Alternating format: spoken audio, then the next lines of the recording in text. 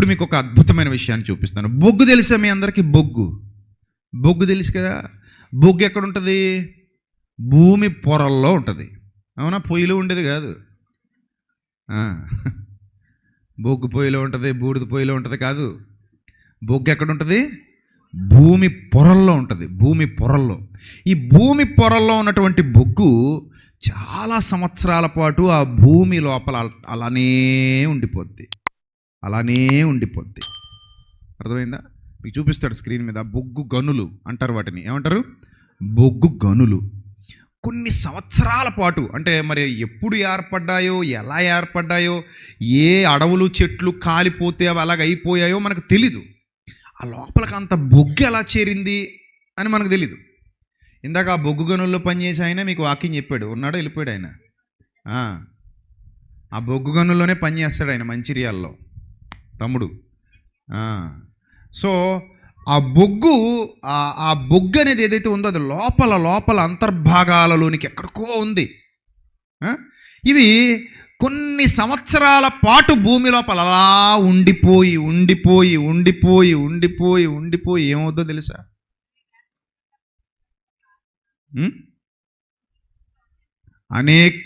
కొన్ని వందల సెంటీగ్రేడ్ డిగ్రీల ఉష్ణోగ్రత అనుకుంటాను. ఎంత 1000 అది? 2000 సారీ. ఆ సెంటీగ్రేడ్ ఉష్ణోగ్రతలో అది అలా లోపల ఉండిపోయి ఏమైపోయింది అనుకుంటున్నారు? చివరికి ఏమైపోయింది? చాలా ఒత్తిడికి గురైన తర్వాత ఏమైంది? ఎలా మారింది? వజ్రం అయింది. అదిగో దాని ప్రాసెస్ చూపిస్తున్నాడు మీకు స్క్రీన్ మీద. అలా ఒత్తిడికి గురై అంత ఉష్ణోగ్రతలో బొగ్గు ఏమైంది చెప్పండి? వజ్రం అయ్యిందండి. వజ్రం చూడండి ఇప్పుడు. బొగ్గు ఏమైంది? వజ్రం అయింది. ఈ నియమాన్ని ఏర్పాటు చేసింది ఎవరు? ఎన్ని రోజులు పట్టింది? కొన్ని మిలియన్ సంవత్సరాలు పడుతుంది. అంత ఈజీగా ఈరోజు అయితే మా ఇంటి దగ్గర బొగ్గు ఉందండి పొయ్యిలో, ఏం చేద్దామండి, కప్పెట్టేద్దామండి. అలా కప్పెట్టేసి ఆ బొగ్గు అది ఆ వజ్రం అదే. అసలు సంబంధం ఉందా రెండింటికి? మీరు చెప్పండి నాకు. తర్వాత మాట్లాడుకుందాం మిగిలిన విషయాలు తర్వాత మాట్లాడుకుందాం. ఆ రెండింటికి ఏమైనా సంబంధం ఉందా అసలు? అదేమో నల్లగా నిగనిగలాడుతుంది, ఇదేమో తెల్లగా దగదగలాడుతుంది. ఆ నిగనిగలకి ఈ దగదగలకి ఏమైనా సంబంధం ఉందా? లేదు. అసలు నమ్మశక్యంగా ఉందండి? ఈ బొగ్గులోంచి ఆ వజ్రం వస్తుందా? అవ్వ అంటారా ఏంటి కొంపతీసి? మీరు అవ్వన్నా బొవ్వన్నా అదే నిజం. ఆ బొగ్గులో నుండే ఏమొచ్చింది? ఆ వజ్రం వచ్చింది. ఆ బొగ్గులో నుండే మీరు చూస్తున్న వజ్రం వచ్చింది. దానికి ఎన్ని సంవత్సరాలు పట్టిందో. అగ్ని పర్వతాలు బద్దలై, లావా ఉబ్బికి పెళ్ళుబికి అందులో కాలిపోయి ఆ భూమి అంతర్భాగాల లోపలికి ఆ బొగ్గు వెళ్ళిపోయి, భూమి అంతర్భాగాల లోపలికి వెళ్ళిపోయి అక్కడ ఎన్ని సంవత్సరాలో మగ్గి అప్పుడు అవుతోందట. ఏమవుతోంది? వజ్రం అవుతుంది. నమ్ముతావా శాస్త్ర ప్రపంచమా? నమ్ముతావా? నమ్ముతాను. బొగ్గుకు వాల్యూ ఎక్కువ, వజ్రానికి వాల్యూ ఎక్కువ. దేనికి వాల్యూ? బొగ్గు ఎవడు స్మగ్లింగ్ చేయడు, వజ్రాల స్మగ్లింగ్, వజ్రాల వ్యాపారి విలువ ఎక్కువ. చూడండి, అదిగో చాలా ప్రాసెస్ సైంటిఫిక్ ప్రాసెస్ అంతా చూపిస్తున్నాడు మీకు స్క్రీన్ మీద. బొగ్గు ఎలా వజ్రంగా మారద్దని. కింద ఉన్నాయి చూడండి వజ్రాలు. కింద ఉన్నాయా? డౌన్లో జూమ్ చేయనా అన్న. అదిగో వజ్రాలు ఎక్కడున్నాయి? అబ్బో భూమి పొరల లోపల ఉన్నాయి. అవి ఎక్కడో అంతర్భాగంలో ఉన్నాయి. కానీ ఆ ప్రాసెస్ జరగడానికి చాలా సుదీర్ఘకాలం పట్టింది. అంత సుదీర్ఘకాలం పడితే బొగ్గు డైమండ్ అయింది. That is the process. చాలా లోపలికి, అంత లోపల అంతర్భాగాలను, అందుకే అంతర్భాగాలు, భూమి యొక్క అంతర్భాగాలలోనికి వెళ్ళిపోతే ప్రాసెస్ జరిగి అది అయింది. దీని వెనక ఎవరున్నారు చెప్పండి నాకు. గట్టిగా చెప్పాలమ్మా, గట్టిగా, ఇంకా గట్టిగా. అంతే. మన నుంచి వచ్చే ఆన్సర్ అదే. ఒక ఆస్తికుడు ఇదే ఆన్సర్ చెప్తాడు, నాస్తికుడు ఏదో చెప్తాడు, మనకు అనవసరం. నాస్తికుడు చెప్పే ఆన్సర్స్తో మనకు సంబంధం లేదు, దేవుడిని నమ్మని వాడు చెప్పే ఆన్సర్స్తో మనకు సంబంధం లేదు. అతను ఏదైనా చెప్తాడు, దేవుడిని నమ్మడు కాబట్టి. కానీ నేను ఒక ఆస్తికుడిగా, దేవుడిని నమ్మే వ్యక్తిగా, దేవుడు ఉన్నాడని నమ్ముతున్న వ్యక్తిగా నేను చెబుతాను, ఈ ప్రాసెస్ అంతా ఏర్పాటు చేసింది దేవుడు. దేవుడు లేకపోతే ఈ ప్రాసెస్ లేదు, దేవుని చిత్తం లేకపోతే ఈ ప్రాసెస్ లేదు, దేవుని అనుమతి లేకుండా అది జరగదు, దేవుని ప్రణాళిక లేకుండా అది జరగదు. ఈ దేవుని ప్రణాళిక మానవాళికి ఏదో పాఠాన్ని నేర్పించటానికి ఏర్పాటు చెయ్యబడింది. అది కావాలి మనకి. ఇప్పుడు 3 ఎగ్జాంపుల్స్ ఇచ్చాను నేను మీకు. ఎన్ని ఎగ్జాంపుల్స్ ఇచ్చాను? 3 ఎగ్జాంపుల్స్ ఇచ్చాను మీకు. అందులో ఒకటి గొంగళి పురుగు గురించి చెప్పాను, రెండోది విత్తనం గురించి చెప్పాను, మూడోది బొగ్గు గురించి చెప్పాను. మూడింటికి ప్రకృతితో సంబంధం ఉంది. ప్రకృతిలో జరుగుతున్న ఈ ప్రాసెస్ మనం నమ్ముతున్నాం. ఎస్, ఈ ప్రాసెస్ మనం నమ్ముతున్నాం. ఇంకా కావాలి మాకు అంటే ఇంకోటి కూడా చెప్తాను. ఎందుకు వదిలేడు? నాకు తెలిసినంత వరకు ఇన్ఫర్మేషన్స్ ఇచ్చేసి అప్పుడు మిమ్మల్ని సబ్జెక్ట్లోకి ఇంకా లోతుగా తీసుకెళ్తాను. ఈ భౌతిక యేసుప్రభు వారు యోహాను సువార్త 3వ అధ్యాయంలో క్వశ్చన్ చెప్తారు. మీకు ముత్యాల గురించి కూడా చెప్తాను. ఇప్పుడు ముత్యానికి పూర్వరూపం ఏంటి, ముత్యం ఎలా తయారవుతుంది, అది కూడా చెప్తాను మీకు. ఇప్పుడు దానికి ముందు ఒక వచనం చూడండి. యోహాను సువార్త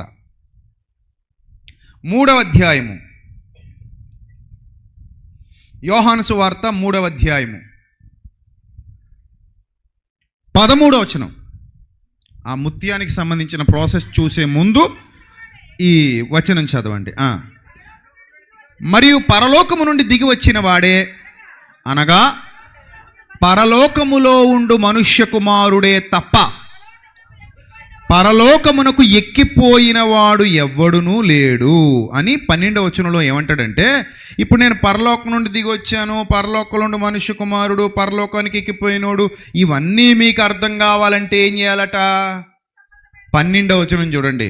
ఈ పరసంబంధమైన వచనాలు మీకు అర్థం కావాలంటే, భూ సంబంధమైన సంగతులు నేను మీతో చెబితే మీరు నమ్మకున్నప్పుడు, బాగా అర్థం చేసుకోండి, చాలా జాగ్రత్తగా వినండి. ఈరోజు రేపు చాలా డెప్త్ ఉన్న టాపిక్స్ మీతో మాట్లాడబోతున్నాను. రాత్రికి కూడా ఒక వండర్ఫుల్ టాపిక్ మనం మాట్లాడుకుంటాం. Don't miss that. Okay, right. భూ సంబంధమైన సంగతులు మీతో నేను చెబుతున్నప్పుడు మీరు నమ్మకున్నప్పుడు, పరలోక సంబంధమైనవి మీతో చెప్పిన యెడల ఎలా నమ్ముతారు మీరు? అంతే కదా. ఇప్పుడు శరీర సంబంధమైన విషయాలు మీకు అర్థమైతేనే ఆత్మ సంబంధమైనవి కూడా ఈజీగా అర్థమవుతాయి. ఇవే నమ్మకపోతే అవి ఎలా నమ్ముతారు మీరు అంటున్నాడు యేసుక్రీస్తు ఇక్కడ. భూ సంబంధమైన సంగతులు నేను మీతో చెప్పినప్పుడు మీరు నమ్మని ఎడల, పరసంబంధమైన సంగతులు నేను నేరుగా మీతో చెబితే మీరు ఎలా నమ్మగలరు? అది ఎలా పాసిబుల్ అవుతుంది? రైటా? రైట్. ఇప్పుడు స్క్రీన్ మీద మనం ముత్యము అనేది ఎలా తయారవుతుంది అనే ప్రాసెస్ చూద్దాం. ఏంట ప్రాసెస్? స్వాతి కార్తె చినుకులు. ఏంటవి? చినుకులు. చినుకు అంటే ఏంటది? చినుకు అంటే ఏంటి చెప్పండి? చినుకు అంటే ఏంటి? నీరు. నీరేనా? నీరు. నీటితో ఏమేం చేస్తాం మనం? స్నానం చేస్తావా? ఇంకేం చేయబెట్టి నీరు ఐస్ అవుతుంది కదా, ఐస్ గడ్డ పెడతామా? అంతేనా? నీటితో మనం ఏం తయారు చేయగలం? మరో రూపం ఇవ్వాలి నీటికి అనుకున్నప్పుడు ఏం చేయగలం? ఐస్ తయారు చేస్తాం, ఐస్ క్యూబ్స్ తయారు చేస్తాం. నీటిని ఘనీభవింపజేసి ఐస్ క్యూబ్స్ తయారు చేస్తాం. మనకు అక్కడ దాకా తెలుసు. నీరు ఘనీభవిస్తే ఐస్ అవుతుంది, నీటిని మరగబెడితే ఆవిరవుతుంది. అంతవరకు మనకు తెలుసు. కానీ అదే నీటిలో నుంచి ముత్యం వస్తుంది. ఎవడో తెలుసు? మనకు తెలుసు. ఎందుకు తెలీదు? కొందరికి తెలియకపోవచ్చు. కానీ ఇక్కడ ప్రాసెస్ ఏంటంటే, ముత్యం మామూలుగా అవ్వదు. ఇంటికి వెళ్ళి బిందె నీళ్ళు తెచ్చుకుని ఇప్పుడు దీన్ని గలగలగలగలగల ముత్యం అవ్వాలా? గలగలగల ముత్యం అవ్వాలా? అవ్వదు. దానికి ఒక ప్రాసెస్ ఉంది, దానికి ఒక పద్ధతి ఉంది. అది మనం చేయలేం. ఎవరు చేయాలి? అది వచ్చేవాడి ఇంగ్లీష్లో మీకు ఆ మ్యాటర్ మొత్తం స్క్రీన్ మీద చూపిస్తున్నాడు. హౌ పెర్ల్స్ ఆర్ ఫార్మ్డ్ అని నీట్గా ఎక్స్ప్లెయిన్ చేస్తూ అక్కడ పెట్టాడు. చూడండి ఎంత అందంగా ఉన్నాయండి ముత్యాలు, ఎంత అందంగా ఉన్నాయి ముత్యాలు. ఏంటవి? నీటి చుక్కలు ఇసుక రేణువులతో మిక్స్ అయిపోయి ఒక ఆల్చిప్ప లోపల దాక్కొని ఆ ఆల్చిప్ప ఆ చినుకుల్ని పట్టుకొని ఆ ఆల్చిప్ప చినుకుల్ని పట్టుకొని, అది మళ్ళీ ఏ చినుకులు పడితే ఆ చినుకులు కదా, ఎంత అందంగా ఉన్నాయి చూసారు అవి. స్క్రీన్ మీద చూడండి ఎంత బాగుందో. పట్టుకొని సముద్ర గర్భాంతరాలలోనికి వెళ్ళిపోతుంది. నీటి చినుకును తీసుకొని సముద్ర గర్భాంతరాలలోనికి వెళ్ళిపోతుంది. అలా వెళ్ళిపోయి అక్కడ ప్రసవ వేదన అనుభవిస్తుంది ఆల్చిప్ప. ఇసుక రేణువులు ఉంటాయి కదా లోపల, చూడండి అదిగో ప్రాసెస్ ఎలా జరుగుతుందో లోపల. మన కళ్ళల్లో ఇసుక పడితే ఎట్ట ఉంటుంది? ప్రశాంతంగా ఉంటుందా? ఎయినెట్ కొంచెం ఎలా ఉంటుంది చెప్పండి. అమ్మ బాబోయ్, ఒక పద్యం కూడా ఉంది దాని మీద. కంటిలోని నలుసు, కాలి కింద ముళ్ళు, చెవిలోన జోరేగా, చెప్పులోన రాయి, ఇంటిలోన మీరు.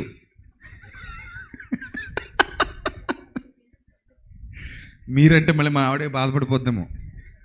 మీరంటే మీరు కాదు, ఎవరు తీసుకుంటే వాళ్ళు. అందరూ నేటే. మీరు మంచోళ్ళు నాకు తెలుసు. అసలు మీ అంత మంచోళ్ళు ఇక్కడ ఉండనే ఉండరు. ఎక్కడంటే ఎక్కడా ఉండరండి, సారీ. మీ అంత మంచోళ్ళు ఎక్కడ ఉండరు, అంత మంచోళ్ళు మీరు. సో చూడండి, అదిగో చూడండి ఎంత బాగుందో అది. ఆ ముత్యాల ప్రాసెస్ చూడండి ఎంత బాగుందో. ఆల్చిప్ప లోపల ముత్యాల డిజైన్ చూడండి. ఆ కంట్లో నలుసులు పడితే, కంట్లో ఇసుక పడితే ఎంత వేదన, బాధ, దుఃఖం అనుభవిస్తామో అంతకంటే కొన్ని రెట్లు వేదన, దుఃఖం ఆ జీవి అనుభవిస్తుంది. చినుకును తీసుకెళ్ళి తన లోపల చినుకు, ఆ స్వాతికార్తె చినుకులు తన లోపల పడ్డప్పుడు, ఆ ఇసుకతో అది మిక్స్ అయినప్పుడు ఆ జీవి అంత వేదన అనుభవించి సముద్ర గర్భాంతరాలలోనికి వెళ్ళిపోయి కొంత సమయం అలా ఉండిపోయి చివరికి ముత్యాలనిచ్చి చచ్చిపోతుంది. ఏమిస్తుంది? ముత్యాలనిస్తుంది. దేన్ని తీసుకెళ్ళిస్తుంది? ముత్యాలు. ఎంత బాగుంటాయి ముత్యాలు. కొంతమంది ముత్యాల హారాలు వేసుకుంటుంటారు. కొన్ని షాపుల్లో అమ్ముతాడు ముత్యాలు ఒరిజినల్. మన రోడ్ల మీద మామూలుగా దొరికే కాదు అవి, మామూలు అవి ఆటలతో తయారు చేస్తారు. ఏదో మెటీరియల్తో తయారు చేసింది కాదు అది. ఒరిజినల్ ముత్యాలకు డిమాండ్ ఎక్కువ. ఒరిజినల్ వజ్రానికి కూడా డిమాండ్ ఎక్కువ. ఆ ముత్యం అసలు ఆ ప్రాసెస్ అది మాంసంలో తయారవుతుందండి. ముత్యం మాంసంలో తయారవుతుంది. ఆ చచ్చిపోయాక మీరు మామిడికాయలు గీసేస్తుంటారు ఎండాకాలంలో తొక్కుడు పచ్చడి పెట్టడానికి. ఆల్చిప్పకి చిన్న కన్నం పెట్టి మా చిన్నప్పుడు చేసేవారు అది. మా అమ్మ, మా పెద్దమ్మ వీళ్ళందరూ చేసేవారు చిన్నప్పుడు. సక్సక్లాడించేవారు అది పట్టుకొని. మాగాయ పచ్చడి. ఆవకాయకేమో అది ఉపయోగపడదులే. మాగాయ పచ్చడి పట్టడానికి ఏం చేస్తారు? తొక్కలు చెక్కుతారు. ఈ ఆల్చిప్పను అలా ఉపయోగించేవారు. అన్ని రకాలుగా ఉపయోగపడుతుంది మా తల్లి. లోపలికి వెళ్ళి ఆ ప్రాసెస్ చేసి ఆ ముత్యాలు బయటకి ఇస్తుంటే అది తెచ్చుకొని మామూలు సాదాసీదా నీరు ఏమైందమ్మా? అందరూ గుండెల మీద ధరించే, అందరూ మెడ మీద ధరించే అందమైన శోభాయమాయమైన గొప్పదైన వెలగల ముత్యములు. బైబిల్లో కూడా ముత్యముల ప్రస్తావన ఉందిగా, చాలా చోట్ల ఉందా? పందులు ఎదుట చల్లొద్దు అంటాడు వాటిని. పందులు ఎదుట దాన్ని ఏమంటాడు? చల్లకండ్రా నాయన, అది చాలా విలువైంది. చూడండి మెడకి ఎంత అందం వచ్చిందో. సెమినార్ అయ్యాక తీసుకెళ్ళి కొనిపించుకోండి పండక్కే. ఒరిజినల్లే మళ్ళీ అయితే అనపత్తి మార్కెట్లో కొనేస్తారు. మరి బాగున్నాయి కదా, ఎంత బాగున్నాయి చూడండి. సో ఇంత అందమైన ముత్యం బయటికి రావాలంటే ఒక జీవి ఎంత ప్రసవ వేదన పడాలి, ఎంత టైం టేకింగు, ఎంత లోపలికి పోవాలి, చివరికి చచ్చిపోవాలి. అప్పుడు అందులో నుంచి ఏమొచ్చింది? ముత్యం వచ్చింది. ఇదండి ప్రకృతిలో ప్రాసెస్. ఇంకా చెప్పడానికి చాలా ఉన్నాయి కానీ సరిపోతాయి అనుకుంటున్నాను మీరు సరిపెట్టుకుంటే. మెయిన్ మ్యాటర్లోకి వెళ్ళాలిగా. సరిపోతాయా ఉదాహరణలు? ఇవి ఎవరు కాదనలేని సత్యాలేగా. నేను ఏమైనా కట్టుకథలు చెప్పానా? అలా కాదండి, ప్రసాద్ రెడ్డి గారు శుభ్రంగా పెన్ను పేపర్ తీసుకుని ఏదో బొమ్మలు వేసేసి మాకు తెలియని విషయాలు ఆ బొమ్మలు స్క్రీన్ల మీద వేసేసి చూపించేసి మమ్మల్ని మాయ చేసేసాడండి అంటారా? లేకపోతే కల్పనా కథలో కట్టుకథలు చెప్పేసాడండి అంటారా? అలాంటివి ఏమి లేవుగా. ఒరిజినల్స్ నిజంగా ప్రకృతిలో నా తండ్రి మన తండ్రి ఏర్పాటు చేసిన నియమాన్ని మీ కళ్ళ ముందుకు తీసుకొచ్చాను. ఇది నియమం, ప్రకృతి నియమం, దీన్ని ఎవడూ కాదనలేడు. ఈ నియమం మన తండ్రి వలన ఏర్పాటైతే ఇప్పుడు మనం వరుసగా అడుగుతాను, ముత్యం గొప్పదా నువ్వు గొప్పదానివా? ముత్యం గొప్పదా నువ్వు గొప్పదానివా? నువ్వే, నో డౌట్. అందుకే అదే ముత్యము కంటే గుణవతియగు భార్య ఏంటది? అందరూ చెప్పాకండి, మీరు అందరూ గుణవతులేలండి. ఒక గుణవతి చెప్పండి. ఎంతమంది గుణవతులు ఒకేసారి మాట్లాడుతుంటే వినడానికి బాగాలేదు. ఎంత గుణవతులైనా అందరూ మాట్లాడితే ఎలాగా? ఆమె మంచి ముత్యము కంటే, అబ్బా, ముత్యము కంటే ఏంటట? అమూల్యము. అంటే అది మూల్యమే, ఆఫ్టర్ ఆల్ మూల్యమే. మీరు అమూల్యాలు, వెరీ ప్రిషియస్ అని, వెరీ ప్రిషియస్. మూల్యం అమూల్యం, మీరు అమూల్యమైన ముత్యాలు, అమూల్యమైన ఆనిముత్యాలు.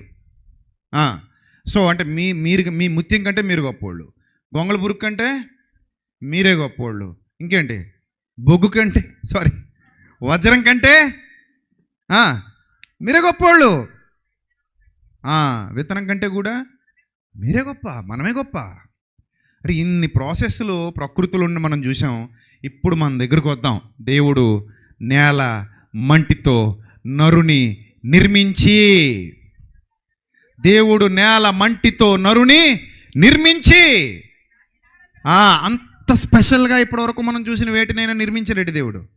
అంత స్పెషల్గా, అంత కేర్ తీసుకొని, అంత టైం తీసుకొని, అంత కేర్ తీసుకొని నిర్మించాడా? నిర్మించలా.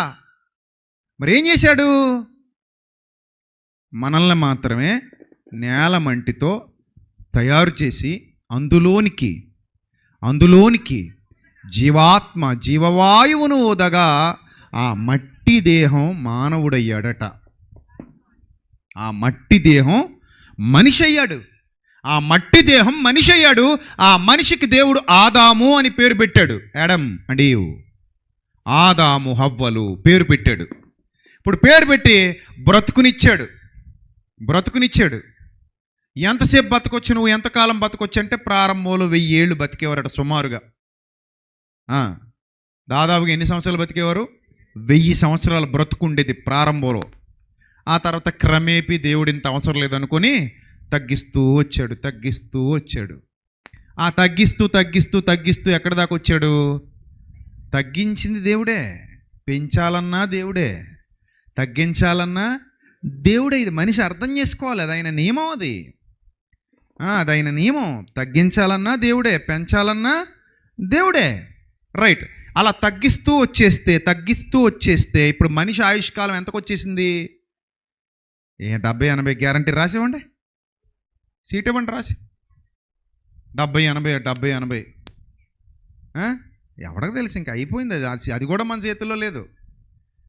అది దాటైనా దాటొచ్చు, కిందకైనా రావచ్చు. జపాన్లో ఒకినోవా అని ఒక ద్వీపం ఉంటుంది. Ikigai, Okinawa. ఎస్. ఆ ద్వీపంలో 120-130 సంవత్సరాల వయసున్న బామ్మలు ఎప్పటికీ ఉన్నారు. మీలాగా ఉండరాళ్ళు. కాళ్ళు నొప్పులండి, కీళ్ళ నొప్పులండి, తలకాయ పూటండి, ఏముండవు ఇవన్నీ. ఎలా ఉంటారో తెలుసా వాళ్ళు? ఎనర్జెటిక్ బామ్మలు. అదిగో బామ్మ మా పెద్దమ్మలా ఉంది. చూసారు ఎలా ఉన్నారు బామ్మలు? అలా ఉంటారు. ఇంకా స్ట్రాంగ్ వాళ్ళు. ఎంత వయసు మీద పడినా వాళ్ళ పనులు వాళ్ళు చేసుకుంటారు. ఎందుకంటే వాళ్ళ జీవన శైలి అలా ఉంది, వాళ్ళ ఆహారపు అలవాట్లు అలా ఉన్నాయి. మళ్ళీ పిజ్జాలు, బర్గర్లు, నూడిల్స్, ఫ్రైడ్ రైస్, థమ్సప్లు, చికెన్లు. చికెన్ తింటారు కానీ మళ్ళా తినరు. అదిగో ఎక్కరెత్తుంది మా అమ్మ మిమ్మల్ని.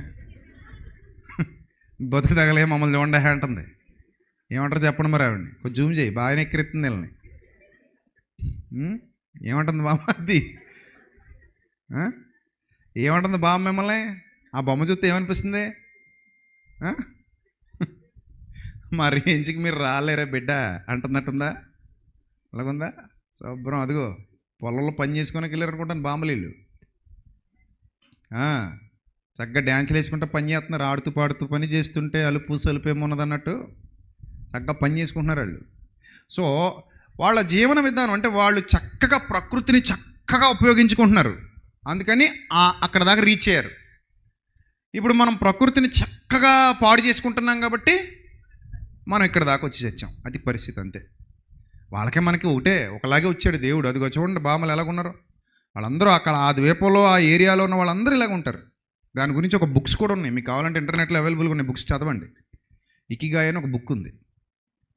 సో అందులో ఈ వివరాలన్నీ రాస్తాడు. వాళ్ళ జీవన శైలి, వాళ్ళ ఆహారపు అలవాట్లు, వాళ్ళు ఎందుకంత హ్యాపీగా ఉన్నారు, వాళ్ళు ఎందుకంత ఆరోగ్యంగా ఉన్నారు, ఇవన్నీ రాస్తాడనమాట. సో కాబట్టి మీరు గమనించండి ప్రియమైన దేవుని ప్రజలారా, దేవుడు మనిషికి చక్కటి ఆయుష్కాలం, చక్కటి ఆరోగ్యం, చక్కటి జీవితం, చక్కటి బ్రతుకు ఇచ్చాడు. ఈ బ్రతుకును మనిషి సద్వినియోగం చేసుకోకుండా దుర్వినియోగం చేసుకుంటున్నాడు. సరే, అది పక్కన పెడదాం. ఇప్పుడు ఏంటి మరి మనిషి పరిస్థితి? ప్రకృతిలో ఇన్ని ఉన్నప్పుడు మనిషిని ఇలా మట్టి కుదిలేసి ఇంకేమి లేదు మనకి ఉంది. అందుకే బొగ్గు 1000 సంవత్సరాలు అన్నాను. బొగ్గు వజ్రంగా మారడానికి 1000 సంవత్సరాలు పడుతుంది. బొగ్గు వజ్రంగా మారడానికి ఎన్ని సంవత్సరాలు పడుతుంది? 1000 సంవత్సరాలు పడుతుంది. బొగ్గును మరిగిస్తే బొగ్గు మరిగి మరిగి మరిగి మరిగి మరిగి ఒత్తిడికి గురై వజ్రం అయిపోతున్నప్పుడు దేవుడి నియమాన్ని ఏర్పాటు చేసినప్పుడు, ఇది ప్రారంభంలో మామూలుగా చెబితే ఎవడైనా నమ్ముతాడా?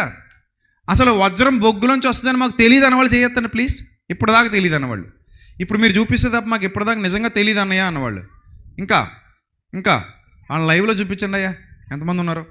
గట్టిగా చేయి చూపించండి, సిగ్గుపడొద్దు. తెలియపోతే తెలియదని చెప్తాను తప్ప ఇప్పటిదాకా తెలియదండి మాకు. బొగ్గు వజ్రం అంటే ఏదో అనుకున్నాం మేము, కానీ బొగ్గే వజ్రంగా మారుతుందని ఇప్పటిదాకా తెలియదు అన్నవాళ్ళు చూసారు ఎంతమంది ఉన్నారు? చాలామంది ఉన్నారు మీరు కదా. అంటే ఇప్పుడు నేను మామూలుగా మీకు చూపించి ప్రూఫ్లు చూపించి చెప్పాను కాబట్టి మీరు నమ్ముతున్నారు, అవునా? ప్రూఫ్ చూపిస్తే ఏం చేశారు? నమ్మారు. ప్రూఫ్ చూపించకపోతే చాలామంది ఏం చేయరు? నమ్మరు. బొగ్గు వజ్రం వెళ్ళాలవయ్యా అంటారు. దాన్ని ఇంకేమైనా సంబంధం ఉంది? ఆ మెటీరియల్ ఏంటి, ఈ మెటీరియల్ ఏంటి? ఈ మెటీరియల్ ఎంత బాగుంది, దగదగలాడుతుంది, ఆ మెటీరియల్ ఏమో ఇలా పొడి పొడి అయిపోయి చెత్తగా ఉంది, నల్లగా ఉంది, బట్టలు పాడైపోతే ఇది వేసుకుంటే, ఇది అంటుకుంటేనే బట్టలు పాడైపోతే. అసలు మెటీరియల్ ఎక్కడైనా సంబంధం ఉందండి రెండింటికి? మళ్ళీసారి ఇమేజ్ అయ్యి, ఇదేమో బట్టలు పాడైపోయేది, ముట్టుకుంటే నల్లగైపోతాయి, కొత్త బట్టలు తెల్ల చొక్క వేసుకొచ్చి కానీ ఇలా అనుకున్నామంటే అయిపోయింది అంతే. అదే వజ్రం అయితే అసలు తెల్ల చొక్కా మీద దగదగలాడిపోద్ది. అది ధరించుకుంటే ఆ రిచ్నెస్ వేరు. వజ్రం ధరించారంటే అమ్మో బాగా కాస్ట్లీ, అందరూ వజ్రాలు వేసుకోలేరు. చాలా చాలా ఇదైతేనే వజ్రం. ఆ రెండింటికి అంత వ్యత్యాసం ఉంది. ఇది ప్రకృతిలో జరుగుతుంది, నమ్మాలి. నా తండ్రి చేశాడు అది. దేవునికి అసాధ్యమైనది ఏదైనా కలదా? లేదు. ఆయనకు అసాధ్యమైనది ఏదీ లేదు. ఆయన ప్రాసెస్ కరెక్ట్గా చేస్తే ఎంత అద్భుతంగా ఉంటుంది అని మనకి ప్రూఫ్తో సహా కనబడింది కదా. ఇప్పుడు ఒక అద్భుతమైన ప్రూఫ్ ఇవ్వబోతున్నాను, జాగ్రత్తగా చూడండి. ముగించుకుందాం. ఇంకెలాగా మధ్యాహ్నం కూడా మళ్ళీ క్లాసే అంటున్నారు కదా మీరు. మధ్యాహ్నం కూడా క్లాసులో ఇంకా లోతైన విషయాలు మాట్లాడుకుందాం భోజనం చేసేసి. ఈరోజు లేట్ అవుతుంది, కంగారు పడకండి. రాత్రికి కూడా మిమ్మల్ని తొందరగానే పంపిస్తాను. నేను తొందరగా టైం తీసుకుంటాను. రేపు కూడా, ఈరోజు రేపు కూడా వచ్చేవాళ్ళు, మాట్లాడేవాళ్ళు అందరూ కూడా టైంకి వచ్చేలాగా ప్లాన్ చేసాం.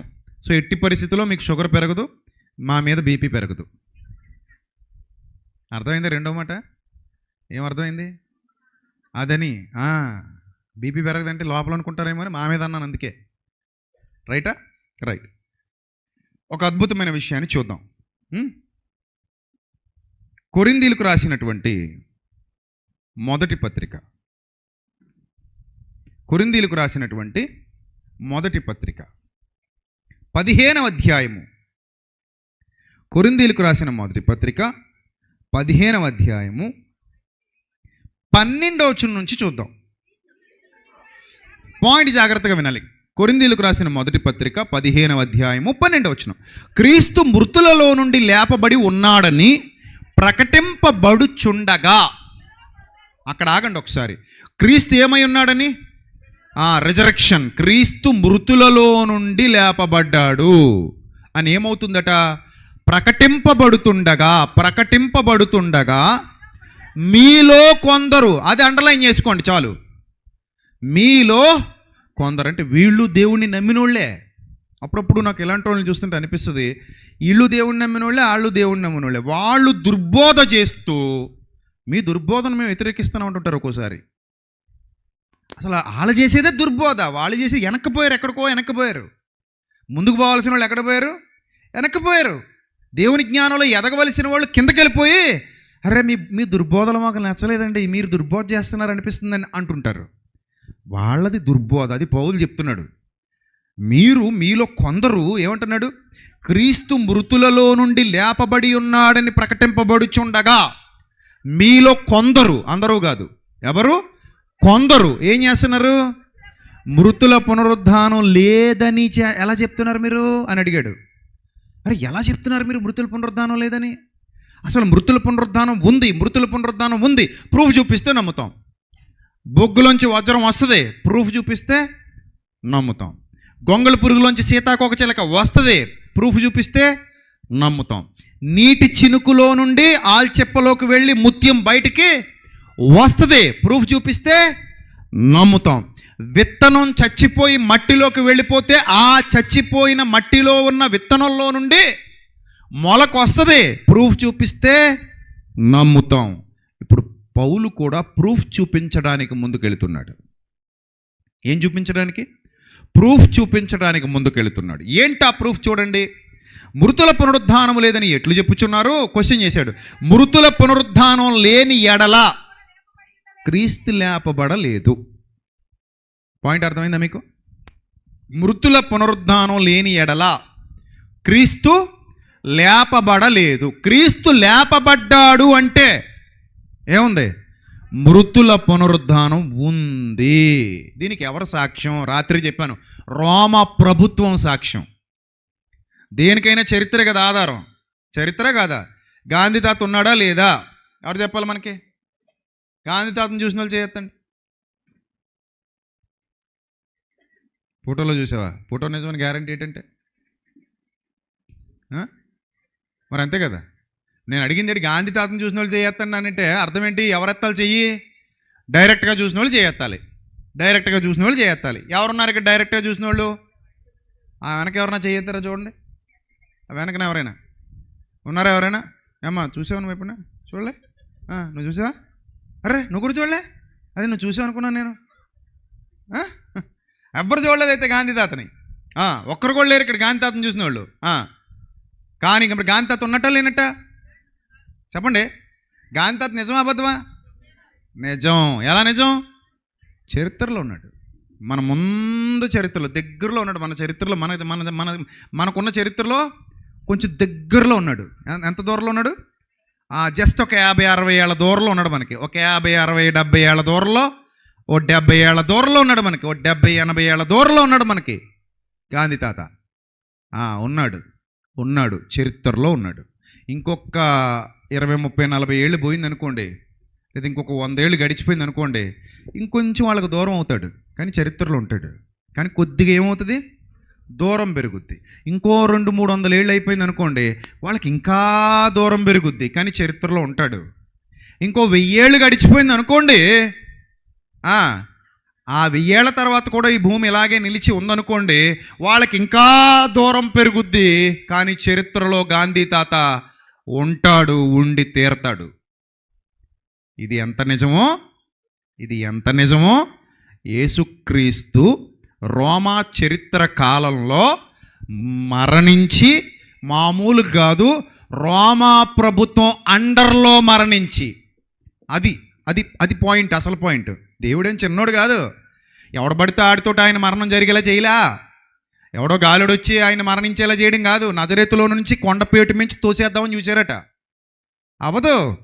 దేవుడు అనుమతి లేకుండా నువ్వు నజరేతులో కొండపేటు మించి తోసేద్దామంటే అవదు. ఆయన తప్పించుకుని వెళ్ళిపోయారు. మరికొన్ని చోట్ల మర్డర్ ప్లాన్లు చేశారు ఆయన చంపడానికి. ఎక్కడెక్కడో మర్డర్ ప్లాన్లు చేశారు. ఎన్ని మర్డర్ ప్లాన్లు చేసినా దేవుడు అనుమతి ఇవ్వలేదు. కానీ ఒకటే, రాజులు కూడా ట్రై చేశారంట చంపేద్దామని, కుదరదు.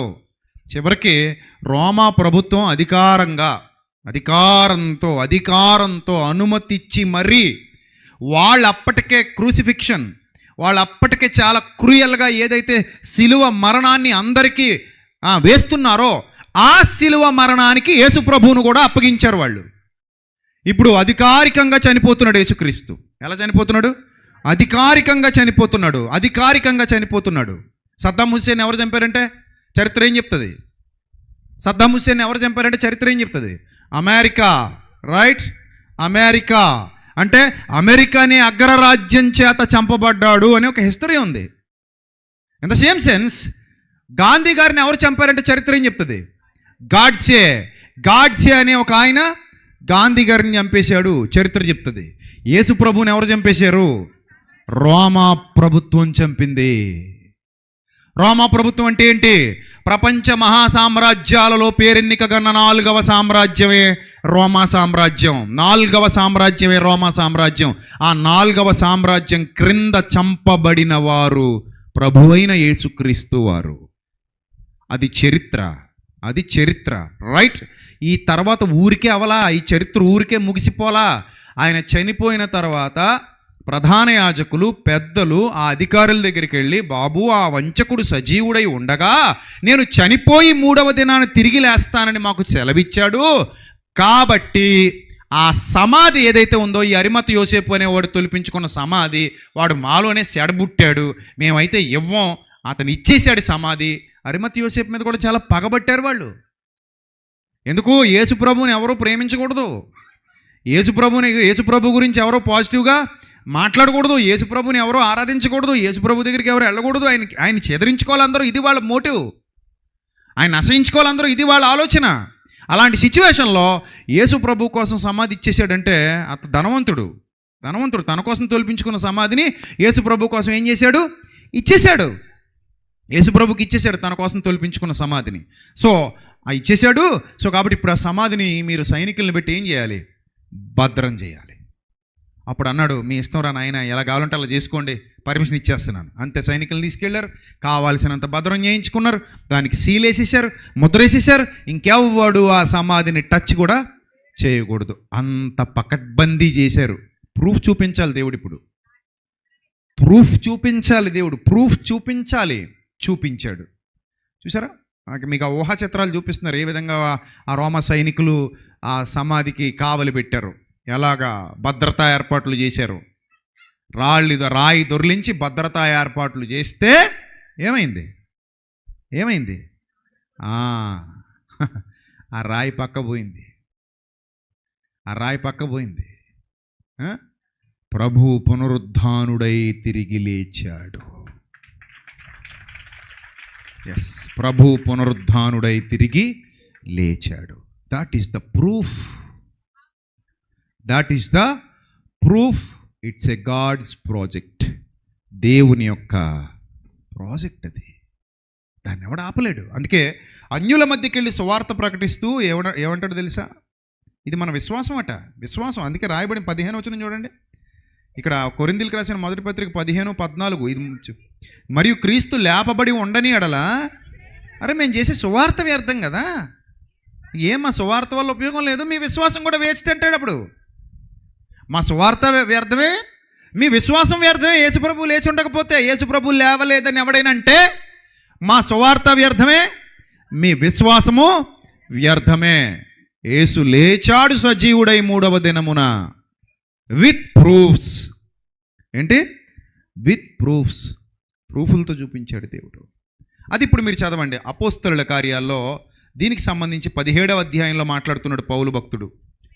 అపోస్తలుల కార్యాలు 17వ అధ్యాయము 31-32 వచనాలు చదువుదాం. 31 అపోస్తలుల కార్యాలు 17వ అధ్యాయము 31-32 వచనాలు. ఎందుకనగా తాను నియమించిన మనుష్యుని చేత, ముగించుకుందాం, తాను నియమించిన మనుష్యుని చేత నీతిని అనుసరించి భూలోకమునకు తీర్పు తీర్చబోయేడు ఒక దినమును నిర్ణయించి ఉన్నాడు. చూసారా?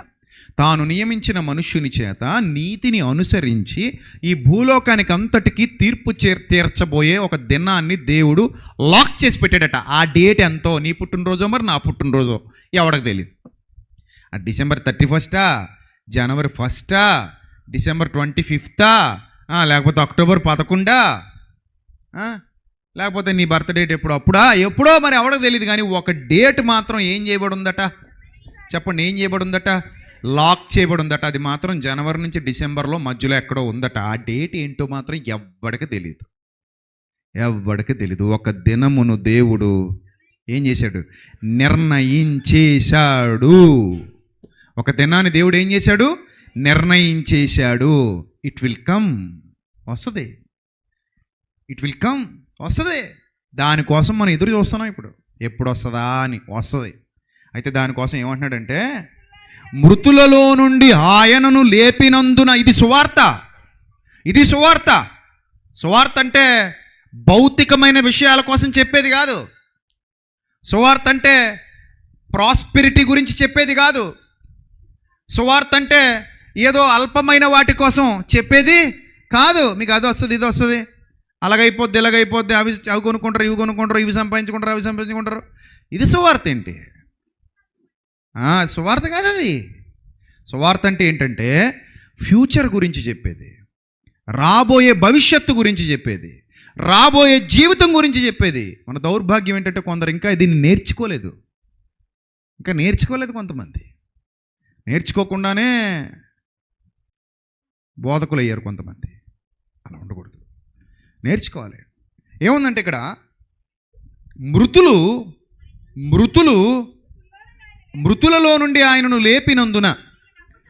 మృతులలో నుండి ఆయనను లేపినందున,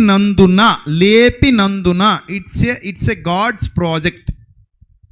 దేవుని యొక్క ప్రణాళిక, ఆయన ప్రాజెక్ట్ ఇది. మృతులలో నుండి ఆయనను లేపినందున దీని నమ్ముటకు అందరికీ ఆధారం కలుగజేసాడట. ప్రియమైన దేవుని సంఘమా వినండి, దీన్ని నమ్మటానికి అందరికీ ఆధారం కలిగించాడు. అందుకే మిమ్మల్ని అడిగాను, చరిత్రలో గాంధీ తాత ఉన్నాడని నమ్ముతున్నారా లేదా? నమ్ముతున్నాం. రోమా చరిత్రలో యేసు ప్రభువు మరణించాడు, నమ్ముతున్నావా లేదా? నమ్ముతున్నాం. నమ్మితే మనం నమ్మాల్సిన మరొక అద్భుతమైన విషయం ఏమిటంటే, మృతులకు పునరుద్ధానం ఉంది. బొగ్గు వజ్రం అవుతుంది. చెప్పండి, అందరూ చెప్పండి గట్టిగా, ఇంకా గట్టిగా చెప్పండి. నీరు ముత్యం అవుతుంది. చెప్పండి, మళ్ళీ చెప్పండి. గొంగళి సీతాకోక చిలుక అవుతుంది. చెప్పండి, మళ్ళీ చెప్పండి. విత్తనం వృక్షం అవుతుంది. మన శరీరం మహిమదేహంగా మారబోతుంది.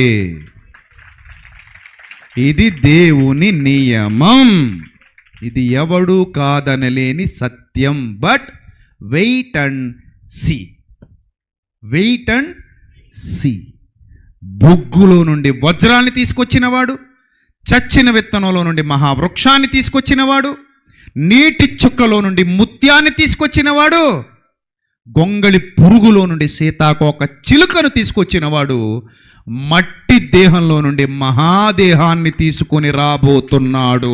ఇది ఖచ్చితమైన సువార్త, సత్య సువార్త, ప్రపంచానికి వినబడవలసిన సువార్త. దీని నమ్ముటకు అందరికీ ఆధారం కలుగజేశాడు. ఆయన పేరే యేసుక్రీస్తు.